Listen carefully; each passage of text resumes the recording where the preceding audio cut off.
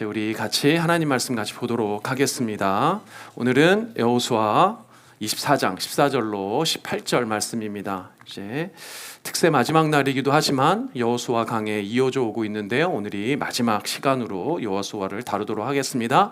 여호수아의 마지막 장인 24장의 14절로 18절 하나님 말씀입니다.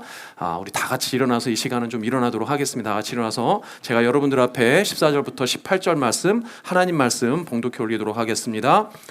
그러므로 이제는 여호와를 경외하며 온전함과 진실함으로 그를 섬기라.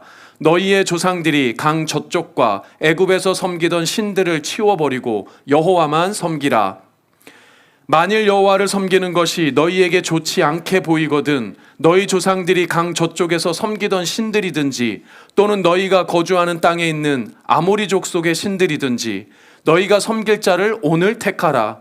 오직 나와 내 집은 여호와를 섬기겠노라 하니 백성이 대답하여 이르되 우리가 결단코 여호와를 버리고 다른 신들을 섬기기를 하지 아니하오리니 이는 우리 하나님 여호와께서 친히 우리와 우리 조상들을 인도하여 애굽 땅 종되었던 집에서 올라오게 하시고 우리 목전에서 그 큰 이적들을 행하시고 우리가 행한 모든 길과 우리가 지나온 모든 백성들 중에서 우리를 보호하셨음이며 여호와께서 또 모든 백성들과 이 땅에 거주하던 아모리 족속을 우리 앞에서 쫓아내셨음이라.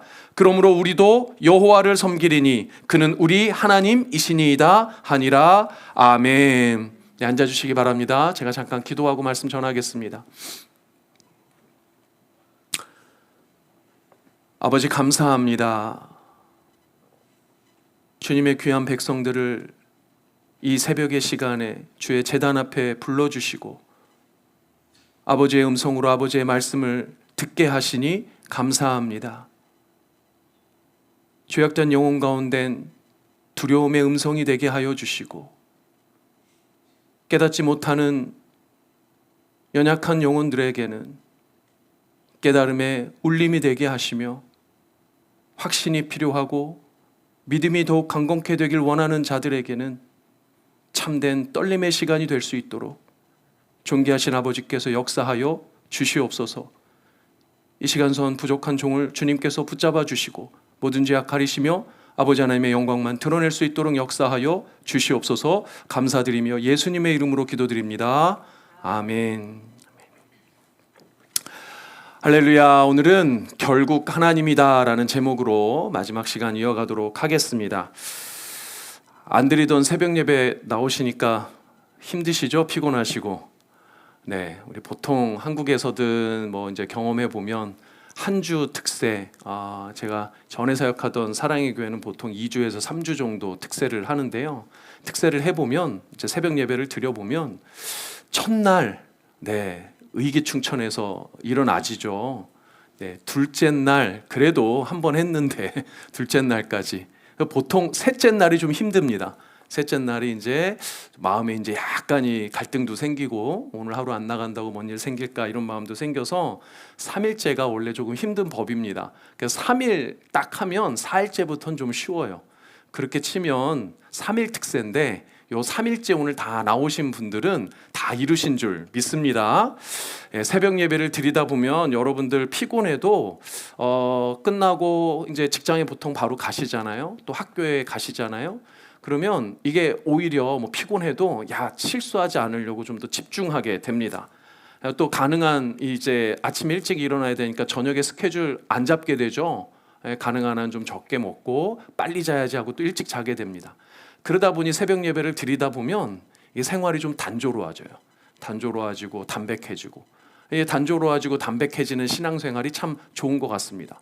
예배, 일, 휴식, 잠. 예배, 일, 휴식, 잠. 참 좋은 사이클인 것 같아요.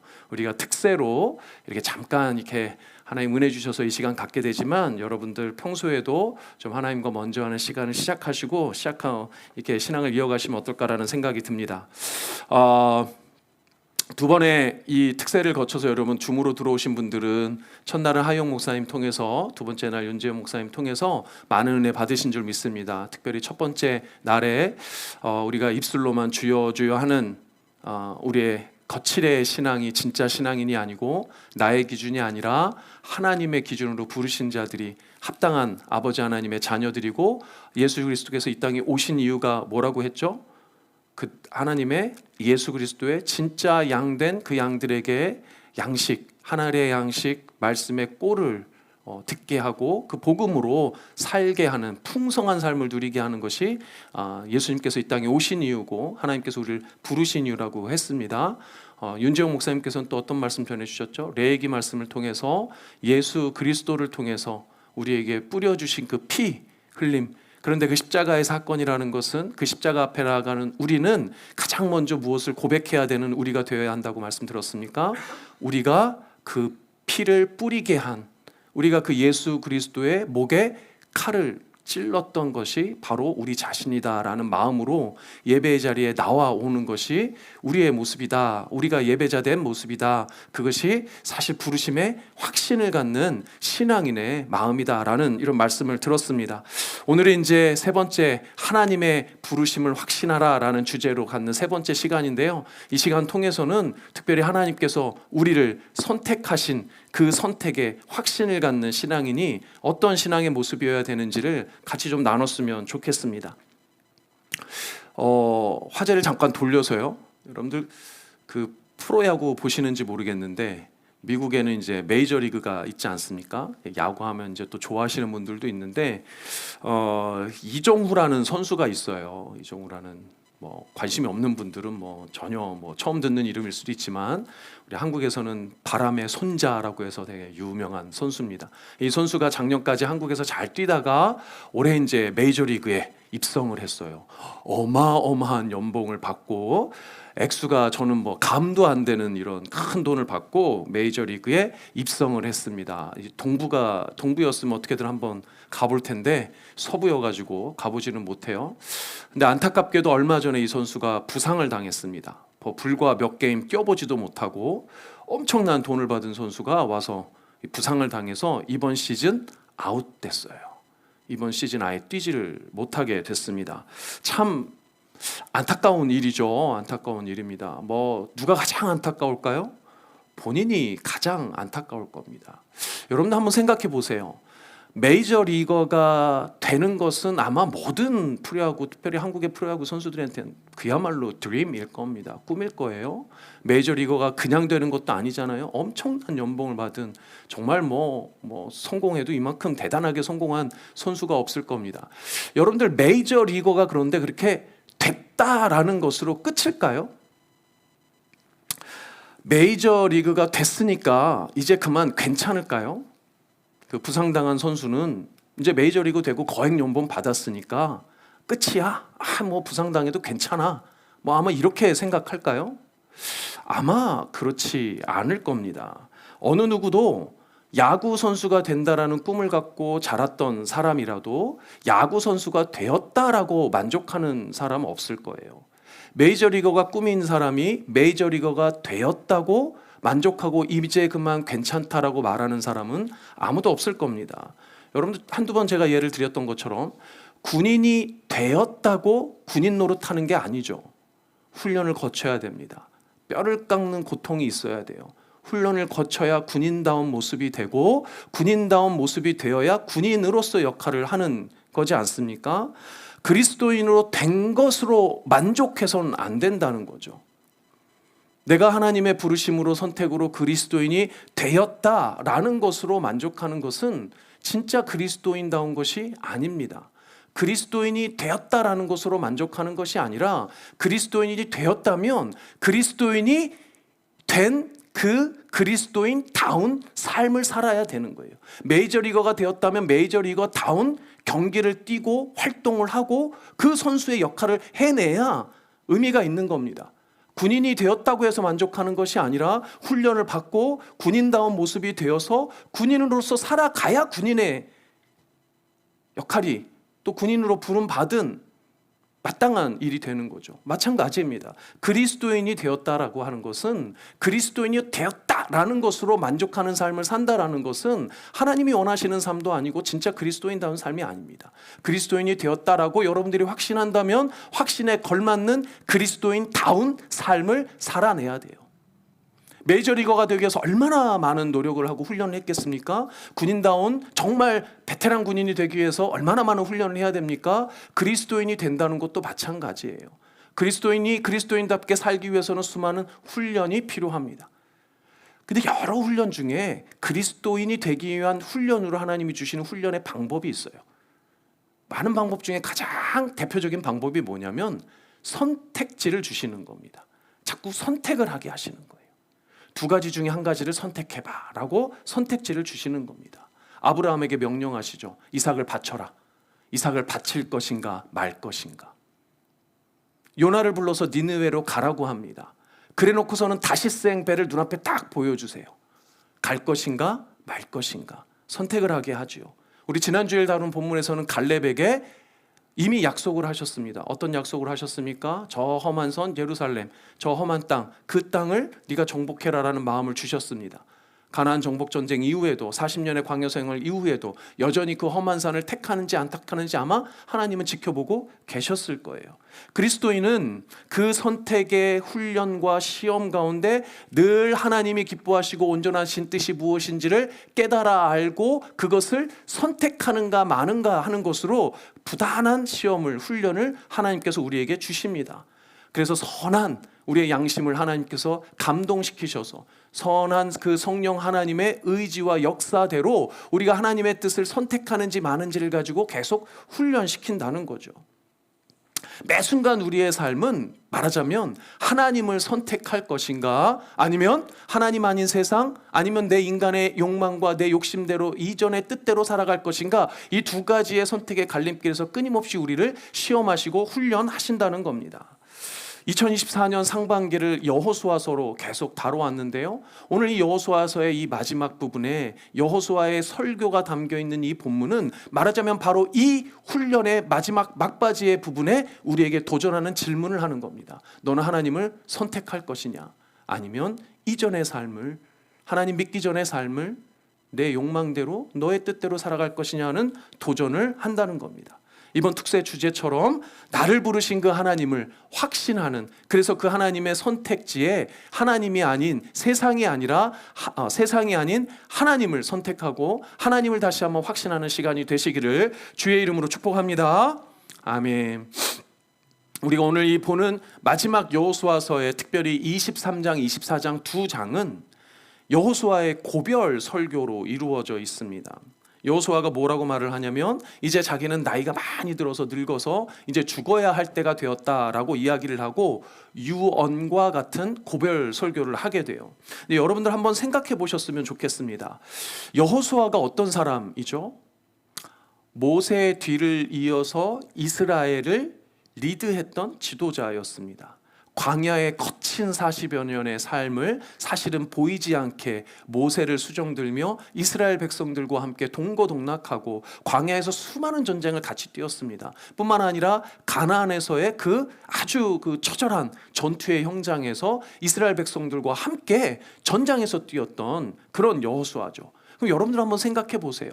전쟁터에서 그렇게 동고동락했던 그 이스라엘 백성들에게 마지막으로 전하는 이 유언과 같은 설교가 얼마나 절절했겠습니까? 누구든 죽기 전에 유언이라며 허튼 소리 하겠습니까? 얼마 남지 않는 그 호흡에 전달하는 이 유언과 같은 설교, 전쟁터에서 피 묻은 전우회를 다졌던 이 이스라엘 백성들에게 마지막으로 전하는 이 설교의 내용이니 얼마나 절실하고 절절한 내용이 담겨져 있겠냔 말이죠. 그런데 여러분들이 반드시 기억해야 할 것이 있습니다. 그게 뭐냐면 여호수아보다 훨씬 더 절절한 것이 누구의 마음이에요? 제 마음이에요? 저도 절절합니다만 하나님의 마음입니다. 여호수아보다도 훨씬 더 절절한 것은 하나님이에요. 여러분들 아담의 타락 이후에 잃어버린 자기 자녀들을 그렇게 기다리고 애타게 찾은 것이 아버지 하나님의 마음이세요. 여호수아뿐만이 아닙니다. 수많은 구약의 선지자들을 통해서 그 하나님의 마음을 말씀으로 전하지 않았습니까? 그러나 이스라엘 백성들은 어떻게 했습니까? 그 선지자들을 돌로 쳐 죽였습니다.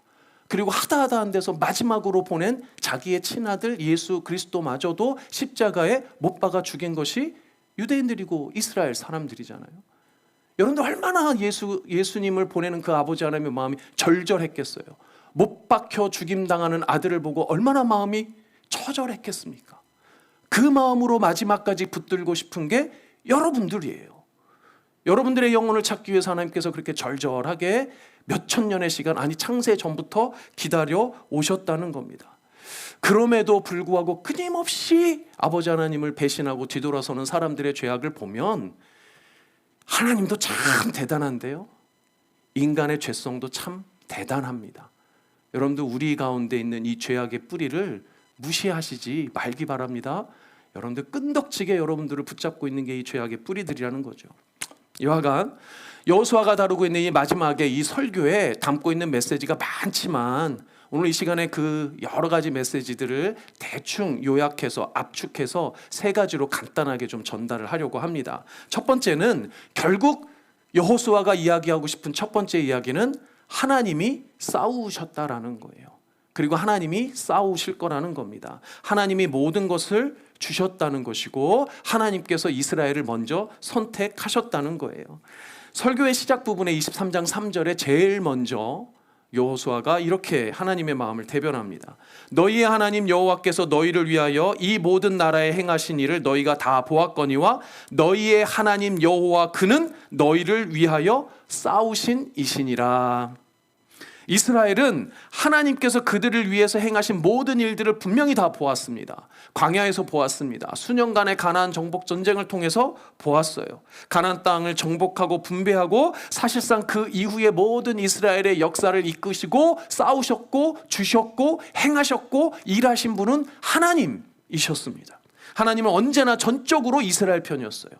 하나님은 전적으로 이스라엘의 왕이며 이스라엘의 주인 되십니다. 이 부분이 어쩌면 여호수아의 가장 핵심적인 메시지이고 성경 전체에서 다루고 있는 가장 주된 핵심 메시지 중에 하나예요. 이 부분 사실은 여러 번 반복했습니다. 많이 반복해서 오늘은 다시 한번 누누이 강조했으니까 하나님이 주권자 되시고 하나님이 왕이시고 하나님이 주인이시며 여전히도 여러분들을 위해서 하나님이 편되어 주셔서 싸우고 계시는 하나님이라는 걸 잊지 않고 기억하셨으면 좋겠습니다. 이제 오늘 우리가 봐야 되는 두 번째 강조점이 뭐냐면 하나님이 늘 우리를 선택하셨잖아요. 이제는 우리가 하나님을 선택해야 된다는 거예요. 이제는 우리가 하나님의 편이 되어야 한다는 겁니다. 여러분들이 오늘 돌아가셔서 여호수아 23장, 24장을 가만히 좀 읽어보시면 여호수아 설교의 독특한 특징이 하나가 있습니다.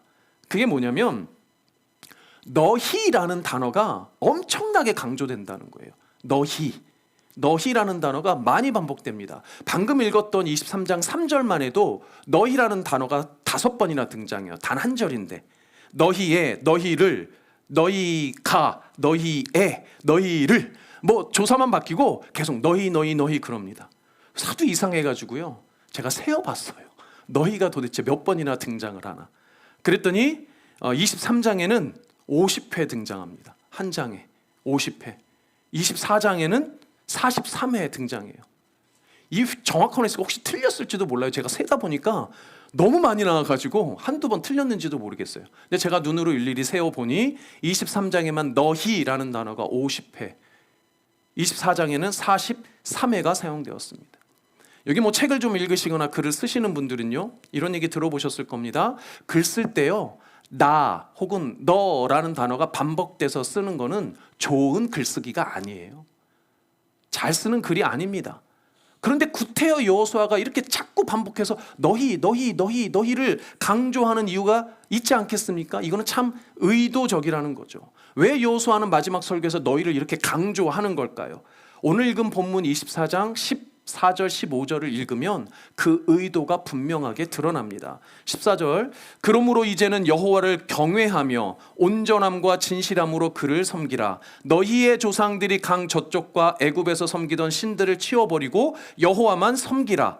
만일 여호와를 섬기는 것이 너희에게 좋지 않게 보이거든 너희 조상들이 강 저쪽에서 섬기던 신들이든지 또는 너희가 거주하는 땅에 있는 아모리 족속의 신들이든지 너희가 섬길 자를 오늘 택하라. 오직 나와 내 집은 여호와를 섬기겠노라 하니. 사랑하는 여러분들 14절을 어떻게 시작하냐면 그러므로라고 시작합니다. 그러므로. 자, 그러므로라는 접속사가 가지고 있는 이 특징이 있죠. 그러므로라는 이 접속사는 뭘 의미합니까?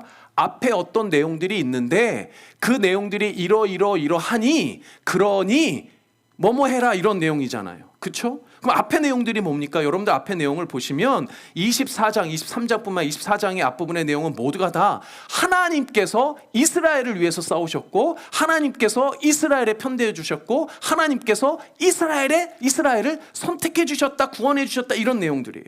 여호수아 당시의 이스라엘 백성들뿐만 아닙니다. 이스라엘의 조상이었던 아브라함 때부터 역사적으로 너희 조상들을 하나님께서 어떻게 사랑하시고 어떻게 선택하시고 어떻게 편대해 주시고 어떻게 구원하셨는지 하나님이 어떻게 하셨는지를 계속 반복하는 내용들을 설명해 주고 있어요. 그러니까 이렇게 말하는 거죠. 야, 이렇게 역사적으로 보면 계속 하나님께서 너희를 구원하셨어.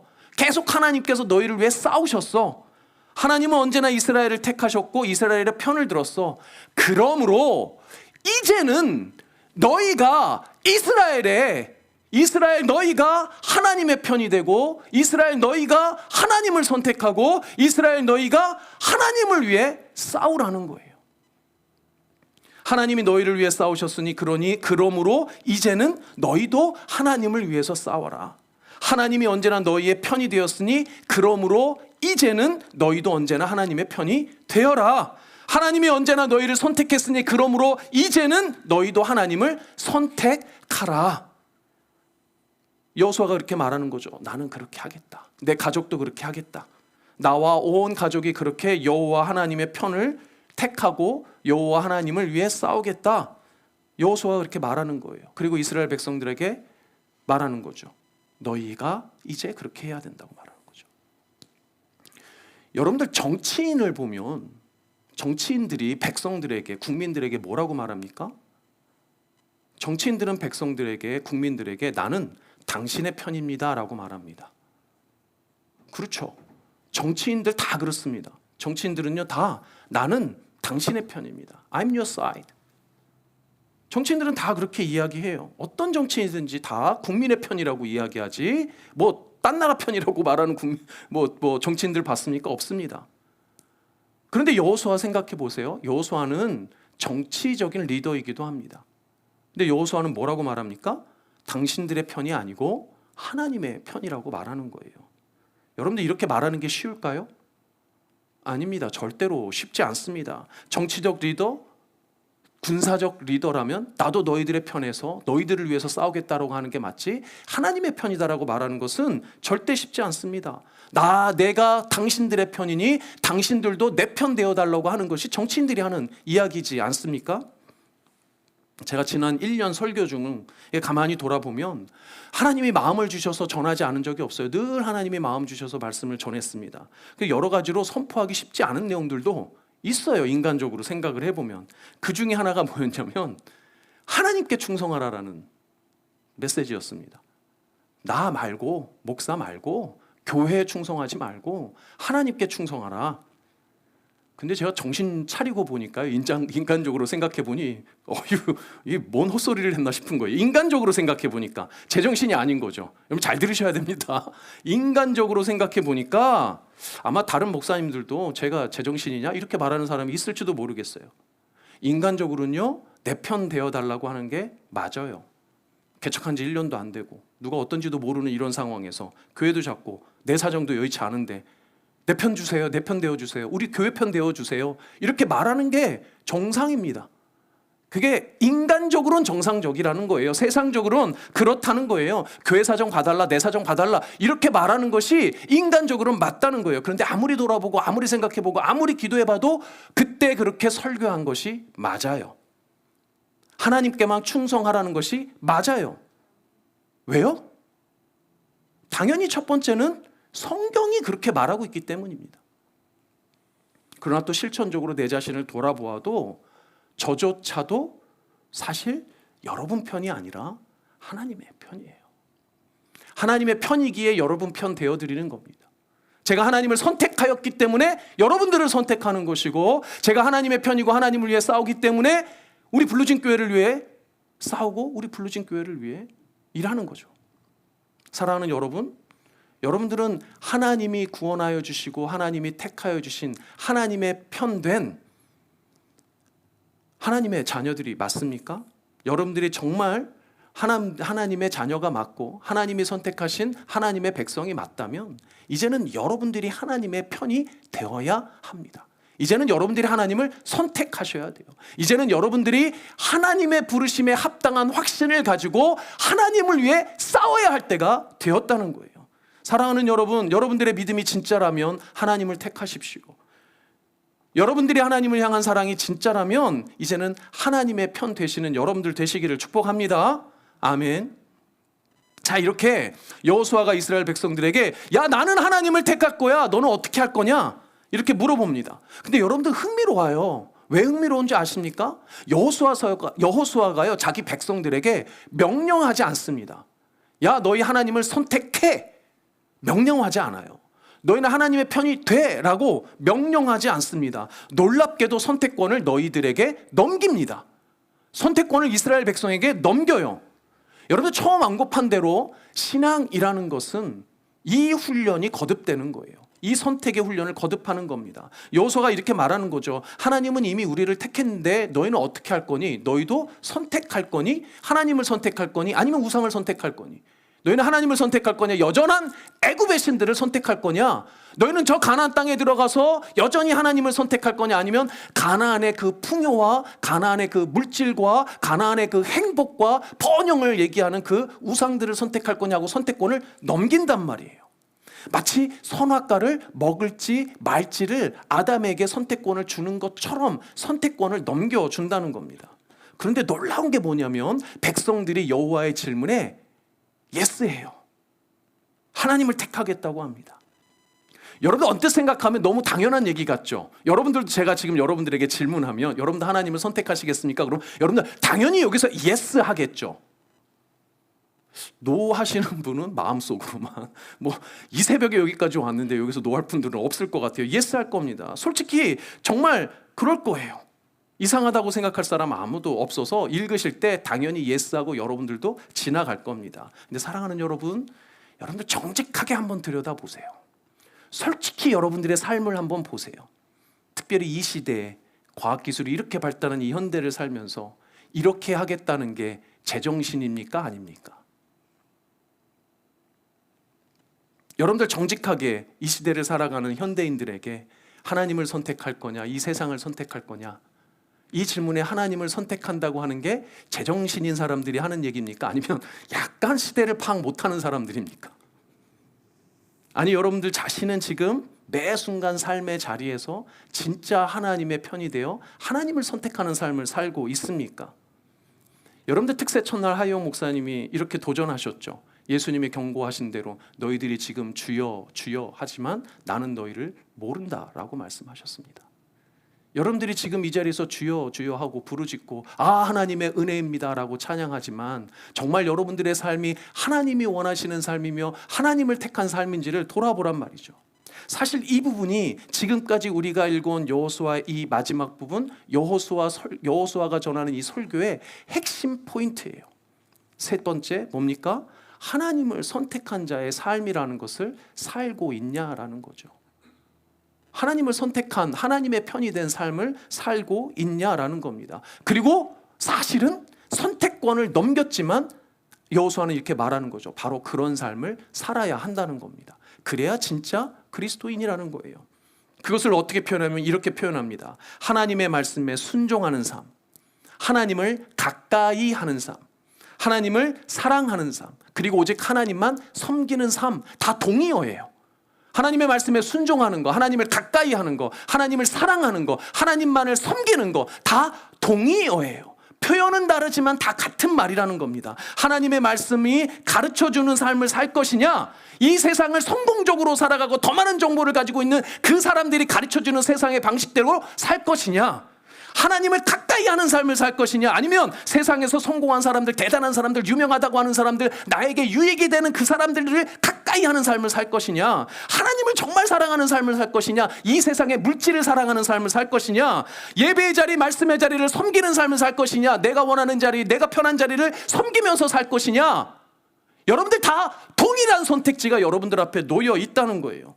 내게 주신 은사, 내게 주신 시간, 내게 주신 물질, 가장 최우선으로 쓰는 곳 어디냐는 거예요. 하나님을 위해서냐? 아니면 나를 위해서냐? 사실 여호수아의 질문에 하나님을 선택하겠다고 지금은 저도 그렇게 하겠습니다, 하나님을 선택하겠다고 한 이 이스라엘의 백성들은 바로 이 뒷장면부터 하나님을 배신하기 시작합니다. 여호수아서가 끝나자마자 시작하는 사사기에서는 끊임없는 이스라엘 백성들의 실패를 이야기해요. 계속 가나안의 우상신들을 섬깁니다. 하나님 편이 되지 않고 우상의 편이 돼요. 하나님 말씀 계속 안 듣습니다. 세상을 사랑합니다. 세상의 부귀와 영화를 쫓아요. 하나님이 가나안 땅 정복해서 다 나눠주니까 나눠줄 때는 좋다고 예스, 내가 하나님을 따르겠습니다 하다가 바로 그 자리에 정착하자마자부터 배신하기 시작합니다. 그 맹세, 그 약속, 헌신짝처럼 다 버려버린다는 거예요. 여러분들 스스로 하나님을 참으로 선택하고 있다고 여러분들 스스로를 너무 과신하시지 말기 바랍니다. 이 세상을 살면서 세상이 약속하는 물질과 평안이 아니라 하나님을 신앙하는 그 삶은 고된 삶이에요. 거친 삶이에요. 세상으로부터 때로는 제대 이상한 사람들 아니하고 조롱과 멸시를 들을 수 있는 삶이에요. 그럼에도 불구하고 그 삶을 온전히 살아낸다는 것 여러분들 쉽지 않습니다. 예수님께서 십자가에 피를 흘리신 그 피가 나 때문이라는 것을 진정 고백하면서 사는 삶 쉽지 않습니다. 인간적으로는 미친 소리라는 거예요. 세상적으로는, 상식적으로는 선택하기 힘든 삶이에요. 그러니 쉽게 보지 마시기 바래요. 여러분들 마음속에 그 믿음이 진짜인지 여러분들 매일매일 선택의 삶의 자리에서 확인하시지 않는다면 여러분들 과신하지 말아야 합니다. 그러나 그렇게 하나님을 선택하는 삶, 말씀에 순종하는 삶, 하나님만 가까이 하는 삶, 하나님만 섬기고 예배하는 삶, 왜 살아야 해요? 그게 진리예요. 그것만이 생명이에요. 그게 복음이고 그게 참된 신앙입니다. 결국 그리스도인이라는 것 다른 거 없어요. 결국 하나님이에요. 결국 예수님이에요. 결국 성령 하나님이에요. 결국 우리의 신앙인의 삶은 모든 것이 다 하나님이에요. 그거 말고 다른 게 없어요. 미안하지만 하나님 외에 선택지는 이 땅 가운데 없다는 거예요. 사랑하는 성도님들, 이 여호수아서는 단순히 수천 년 전 우리와 아무 상관없는 고대 이스라엘의 가나안 땅 정복 이야기가 아닙니다. 이 성경, 이 여호수아의 성경은 하나님의 창세전에 택하신 하나님의 자녀를 구원하여 자기 백성 삼으시겠다는 이야기예요. 죄로 인해 죽게 된 자녀들의 영혼을 거룩한 하나님의 사랑으로 다시 정복하고 다시 다스리시겠다는 이야기예요. 그러니 다시 하나님답게, 하나님 자녀답게 살아가는 것이 무엇인지를 가르쳐주는 이야기라는 겁니다. 가나안으로 가기 위해서는 요단강을 건너야 하잖아요. 그런데 이것이 지리적 경계가 아니라고 했죠. 삶과 죽음의 영적 실존의 경계입니다. 여러분들 자신에게는 구원 이전과 구원 이후의 경계이며 하나님의 자녀이냐 아니냐라는 영적 실존의 경계라는 거예요. 사랑하는 여러분, 다시 한번 여러분들 스스로에게 물어보았으면 좋겠습니다. 혹시나 지금도 여전히 그 요단강 앞에서 머뭇하고 계신 건 아닙니까? 만약 그렇게 느껴지신다면 사랑하는 여러분, 그 요단강을 건너는 축복이 여러분들에게 있기를 소망합니다. 그러나 혹시 여러분들 아마 대다수는 여러분들 스스로 요단강을 이미 건넜다라고 이야기하실 겁니다. 그렇다면 이제 정말 가나안의 삶, 구원받은 하나님의 자녀다운 삶을 살고 있는지 스스로 점검해 보시기 바랍니다.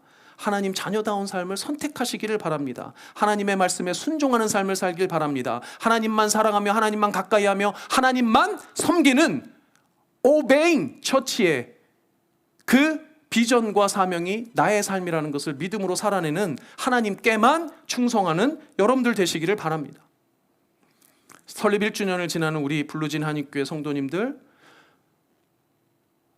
사랑하는 우리 성도님들, 정말 간절히 바랍니다. 하나님을 선택하십시오. 하나님 편이 되어주세요. 하나님을 위해 싸우는 삶을 살기를 바랍니다. 여러분 가운데 아직 예수를 만나지 못한 사울과 같은 사람이라면 예수의 빛을 보시길 바랍니다. 예수의 음성을 들으시기를 바랍니다. 그러나 예수를 만났지만 여전히 그 눈에 가득한 비늘로 덮여 있어서 그리스도인다운 삶을 살아내지 못하는 분들이 계십니까? 여러분들 비늘이 벗기어진다는 것은 이제 그 하나님의 선택과 부르심에 확신한다는 거예요. 이제 비늘이 벗기어진다는 것은 이제 오직 하나님만을 선택하는 하나님 편이 되는 삶을 살겠다는 겁니다. 여러분들 눈에 아직도 가득한 의심의 구름, 의심의 비늘과 두려움의 비늘과 또 이 온갖 이 세상이 여전히도 덮어버린 여러분들의 눈들의 비늘이 다 벗기어지는 은혜가 있기를 축복합니다. 이 특세 기간에 1년을 맞이하는 이 기간에 여러분들 오늘 내일 이 은혜 주시는 시간에 여러분들 주님 앞에 간절히 매달리며 내 눈의 비늘을 벗기어 주시옵소서. 하나님, 두렵습니다. 하나님을 선택하는 것이 참 두렵습니다. 그러나 내 모든 삶의 자리에서 하나님의 편이 되게 하여 주시고, 하나님을 선택하게 하여 주시고, 하나님만 가까이 하게 하여 주시고, 하나님만 사랑하며 하나님을 섬기는 내가 될 수 있도록 주여 역사하여 주시옵소서. 이 기도가 여러분들 참된 확신의 고백으로, 선포로 하나님 앞에 드려지는 놀라운 은혜가 있기를 주의 이름으로 축복합니다. 이제 잠깐 기도하고 주기도문으로 마치도록 하겠습니다. 주기도문 하신 이후에는 여러분들 각자 또 기도하시다가 조용히 돌아가시면 되겠습니다. 제가 기도하겠습니다. 존귀하신 아버지, 감사합니다. 아버지께서 창세전에 우리 사랑하는 부르짖은 모든 성도님들 택하시고 또 이들의 인생에 간섭하여 주셔서 때를 맞춰 불러주신 줄 믿습니다. 확신케 하여 주시옵소서.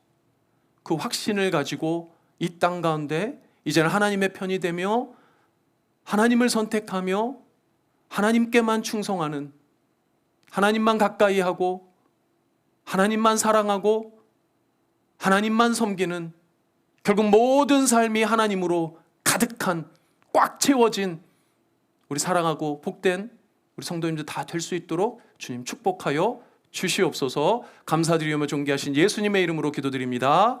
아멘. 주기도문 하겠습니다. 하늘에 계신 우리 아버지여, 이름이 거룩히 여김을 받으시오며 나라가 임하옵시며 뜻이 하늘에서 이루어진 것 같이 땅에서도 이루어지이다. 오늘날 우리에게 일용할 양식을 주옵시고 우리가 우리에게 죄 지은 자를 사하여 준 것 같이 우리의 죄를 사하여 주옵시고 우리를 시험에 들게 하지 마옵시며 다만 악에서 구하옵소서. 대개 나라와 권세와 영광이 아버지께 영원히 있사옵나이다. 아멘.